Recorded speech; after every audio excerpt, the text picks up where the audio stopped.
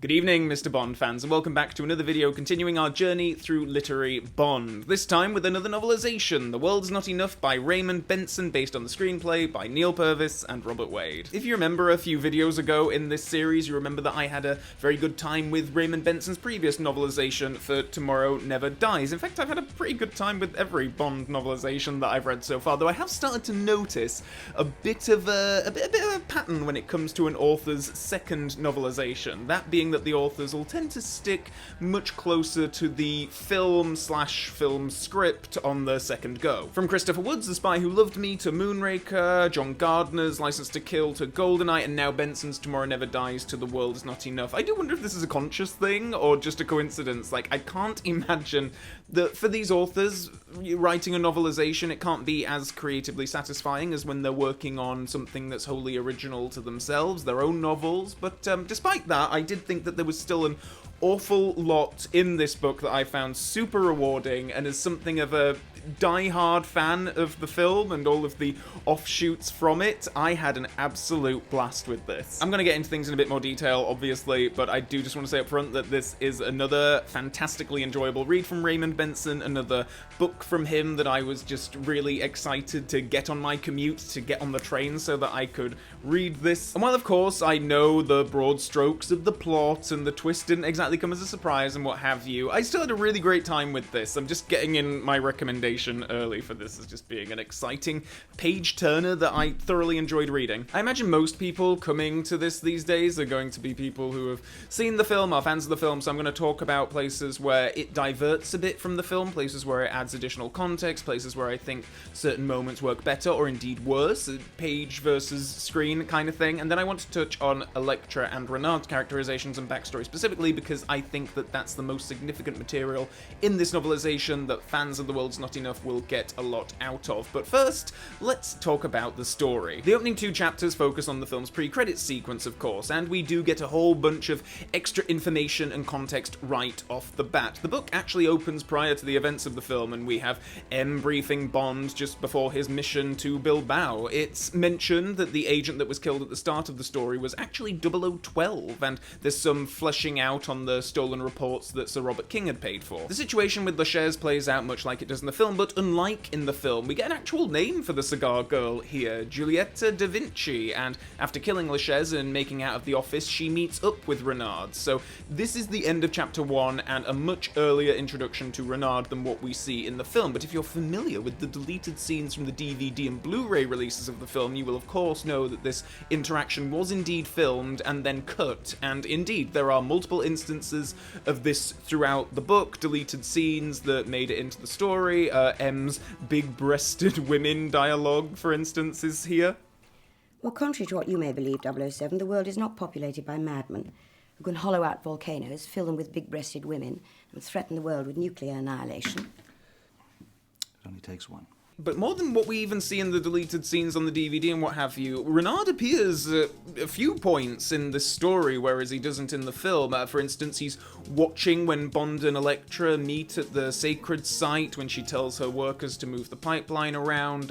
He's watching them as they leave Zukovsky's casino later on in the story. He has a much more consistent presence in this version of the story on the page, and the way he's just sort of observing and keeping tabs on Bond, it plays very much like Red Grant from Russia with Love, where he's always lurking around in the shadows, and I think it's a really effective device and keeps him, and therefore a threat, present throughout much of the story. I don't think we necessarily needed that in the film, but on the page, it works really great. The whole Thames action sequence makes for some exciting reading. There are some additional details in here, though. So, it turns out that the cigar girl is the one that sets off the bomb that kills King on the page, which essentially explains why she was there on the Thames at all. In the film, it kind of doesn't really have much of an explanation. It's like, why is she here? I mean, all it needed, as far as the film is concerned, is for King's pin and the money to be in close proximity, and that's certainly cleaner than what we get on the page, because admittedly it does read a little complicated when it comes to Tanner's explanation of the whole situation. He picked up King's lapel pin, which was now blackened, fused, and melted to expose electronics beneath.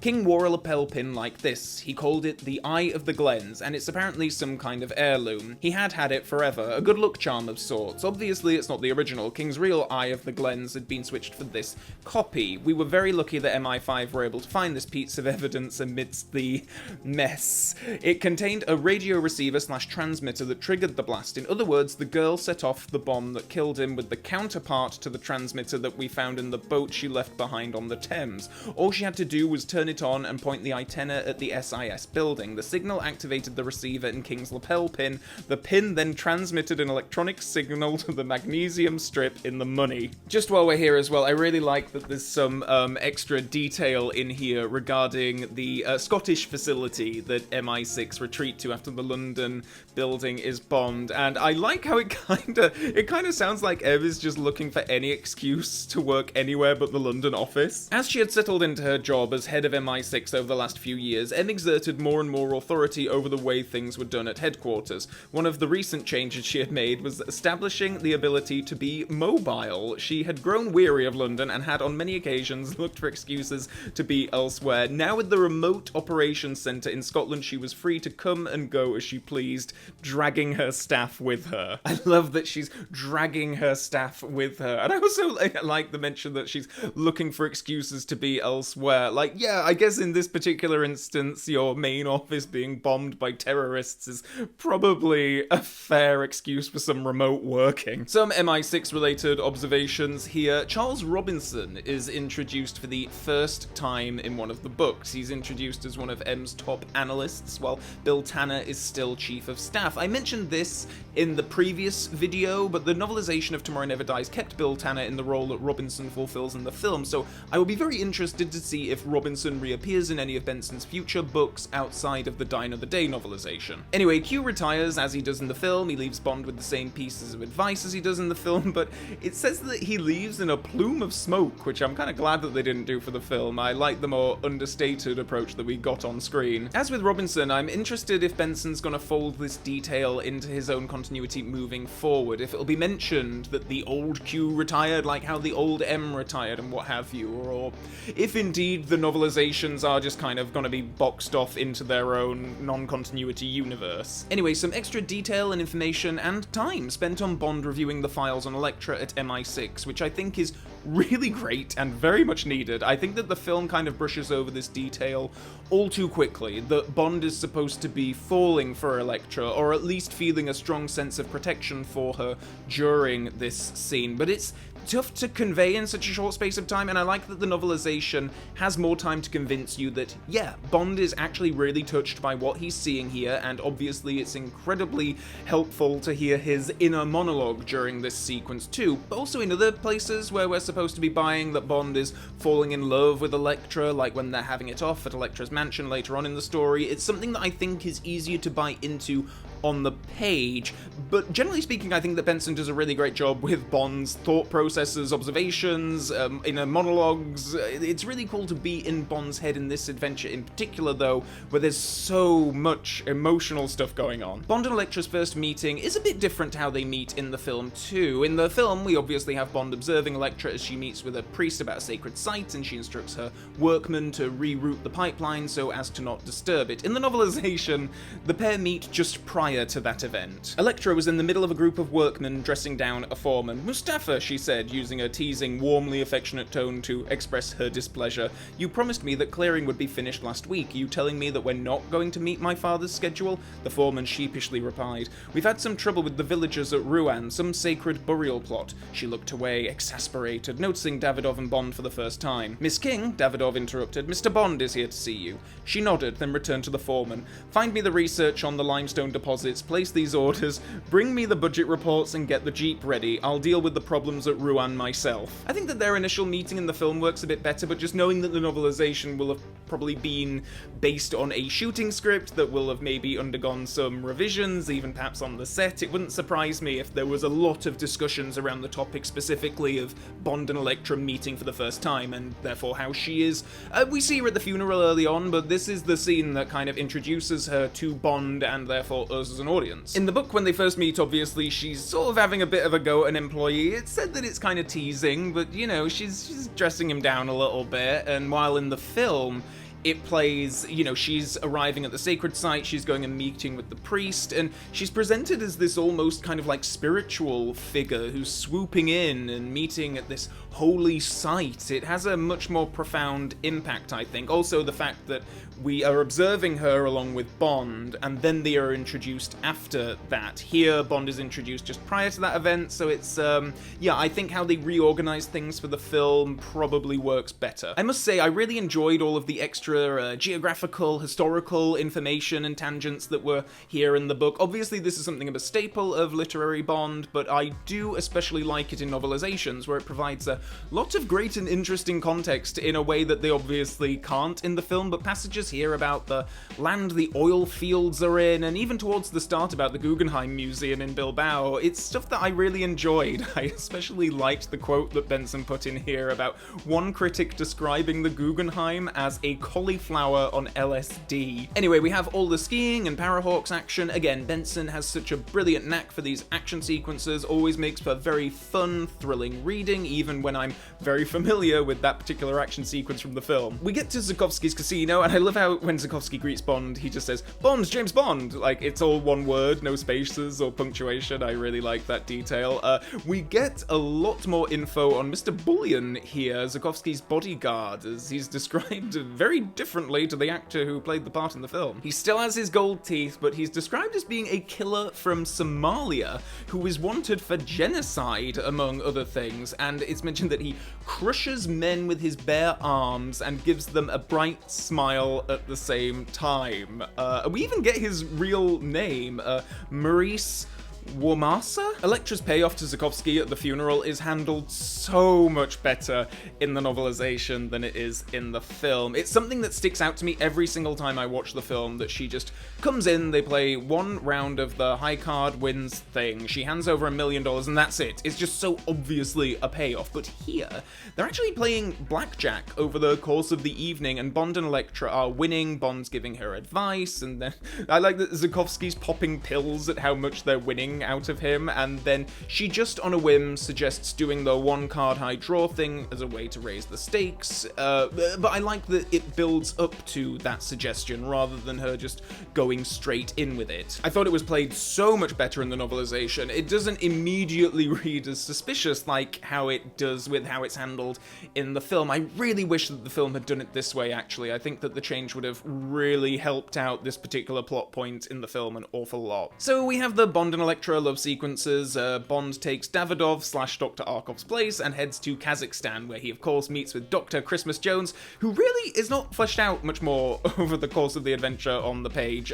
She maybe has a little bit more sass in places, an extra line here and there, but compared with how much more I feel we get on Electra and Renard, and I'll come to that in a bit more detail a little later, I was surprised that we didn't get anything similar regarding more information about Christmas Jones. She still has her line in this about, you know, avoiding questions when Bond asks what she's doing wrapped up in this whole situation, and I was kind of wondering if we'd get something similar to what we had with Wei Lin in the previous novelization, where we get a lot of expanded information on her role. But no, in this book, that expanded information is very much targeted on Renard and Electra, which is probably the right move, to be honest. They are certainly much richer and more interesting characters to expand on. In the midst of all of the goings down at the nuclear facility where Bond meets Renard and is rumbled and all of the action kicks off, there's an added detail in here about Colonel Akakevich, who it turns out is corrupt and is expecting payment from Renard for his letting Renard and his men down there. This isn't in the film, of course. It seems like the Colonel is perfectly above board as far as the film is concerned, though his ultimate fate is the same in both versions. There's all the action and Bond and Christmas escape, of course, and another part of the story where I thought it was very useful to have Bond's inner monologue, the part where he's processing the idea that Electra could actually be the mastermind, or at least involved with Renard in all this villainy. He replayed the events over and over in his head.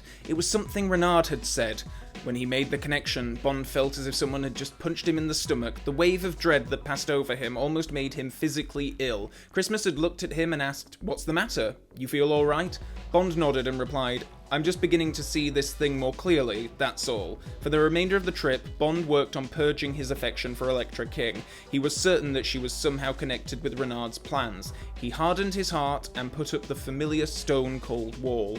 It was painful, but it was not anything he hadn't done before. I love that bit about him hardening his heart. You know he's gonna mean business from that point on. Much of the next section of the book plays out very much in the same way that it does in the film. Electra implores M to come and take charge. There's a bomb in the pipeline. Bond and Christmas head off to defuse it, but they let it blow, meaning everyone thinks that they're dead, and Electra reveals herself to be the villain and kidnaps M. Here seems like a good time to talk about Electra in a bit more detail, as we do have a good bit more on her during this last third or so of the book, more of her interactions with Renard, and some of her inner monologue. It's revealed that Electra's mum passed away due to cancer a few years prior to the story, and we get more on how much her relationship with her mother meant to her, and how that motivates her, and we also get this lullaby that pops up. It becomes a bit of a recurring element throughout the story. It's a lullaby that Electra's mum used to sing to her when she was a child, and she actually sings it when she's dying later on, after Bond has shot her in the climax. I'm skipping ahead here, but that moment at the very end does play quite differently as a result of this lullaby being in here. In the film,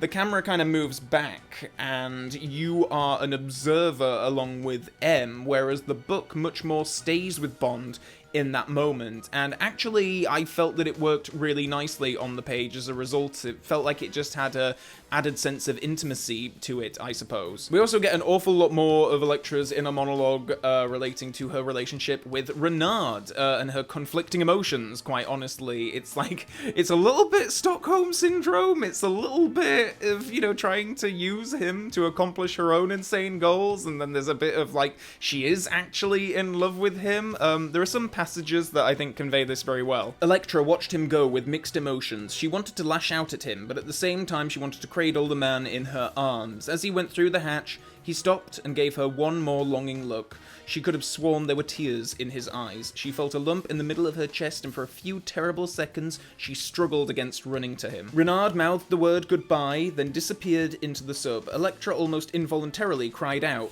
She felt as if a part of her spirit was clawing its way out of her body. Damn it all, she thought. She was above this. Now was not the time for weakness. She had no use for feelings now. Electra coldly cast away whatever warmth she still had in her soul. From that moment on, her heart became a block of ice. It was a confusing and unpleasant sensation, and it made her angry to experience these emotions. She had to divert the rage before it consumed her, and she knew just where she could redirect it. And that, of course, leads into her torturing Bond on the choking chair thing. During Bond's torture on the chair, Renard and his men are busy taking over the nuclear submarine brought by Zukovsky's nephew, and I thought it was interesting that mention is made that Renard's men don't actually know that they're committing suicide by going along with this whole thing. Renard is actually duping them into helping him, which I must say, I mean, this answered, like, because there were times that I watched the film in the past and I wonder, like, how did Renard manage to acquire so many men that would be willing to die for this cause? And it turns out he didn't, he just duped them. A much bigger part of Renard's entourage on the page is Trukin. In the film, this character is portrayed by Carl McChrystal, but he vanishes from the film following the actions in Kazakhstan. We never have a definitive end for the guy. In the novelization, though, he's with Renard all the way onto the submarine, and he gets killed during the climax. It makes sense to have that character in there. Like, I'd never really considered it before, but it makes absolute sense that Renard would need someone with him who was some kind of an expert on nuclear stuff. And on the page, Trukin he has a similar role to the role that that guy in Thunderball has with Largo. What's the guy's name? Kutz. He's like Kutz in Thunderball. So it's a bit of an odd spot to have this chapter suddenly in the middle of all the action, because this comes just as Bond has escaped the torture chair and he's running after Electra up the tower, but it's probably the most significant added material in the whole book, and it's an entire chapter dedicated to Renard's backstory and the kidnapping of Electra. I thought it was hugely valuable to have this fleshed out, particularly on Renard's upbringing and his cruel mother and siblings and his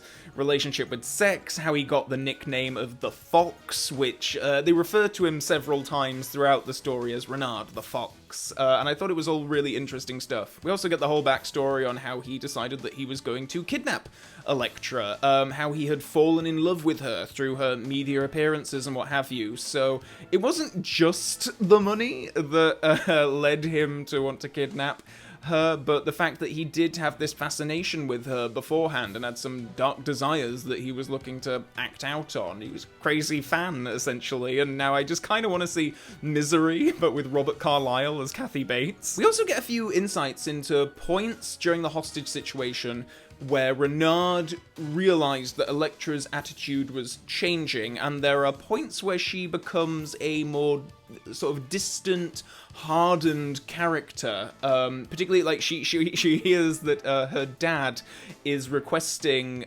more time to deliver the ransom money to the kidnappers, and she's like, he obviously has the money, why is he asking for more time? He could have gotten me out of here yesterday. And then, of course, she ends up seducing Renard, she starts concocting her own schemes, and the balance of power shifts, and it's clear that she's the one on top, so to speak. I actually wish that we had way more of this than we do. I would have happily had 3 chapters dedicated to the whole Renard Electra kidnapping thing. I suppose because the turn for Electra, it happens very quickly, and I don't know if I fully buy Electra's descent into madness and revenge, because it all happens just a bit too quickly. I just suppose that we have to accept that she was never a totally sweet, innocent person. There was always this darkness in her, and the situation with Renard just allowed that to flourish, I suppose. But yeah, I would have totally gone in for more information on the whole kidnapping situation, and I was surprised, actually, approaching the end of the book, for this chapter to be here, and I'm so glad that we got it. If you're a fan of The World Is Not Enough, then I think that this chapter will really stand out as a highlight. It certainly did for me. The climax still makes for exciting reading, even when you know how it's gonna play out. It doesn't divert too much from the climax of the film, not like how the Tomorrow Never Dies novelization did, which is quite different in a lot of ways to what's in the film. Okay, so I've mentioned this in other videos. I feel like I bring this up to the point of tedium, so forgive me for this, but Zukovsky's fate at the end of the film, I always felt like it's kind of ambiguous, really, like whether or not he dies. And admittedly, the novelization doesn't do anything more to clear that up. There are mentions made to his corpse when referring to Zukovsky, but there's also mention made that Bond felt his pulse, and maybe I'm reading too much into this, maybe I'm just too pro-Zukovsky. I would have thought that if Bond was feeling for the pulse and there wasn't one, then that would have been said, like, he felt for his pulse, or something like that, but just the words felt his pulse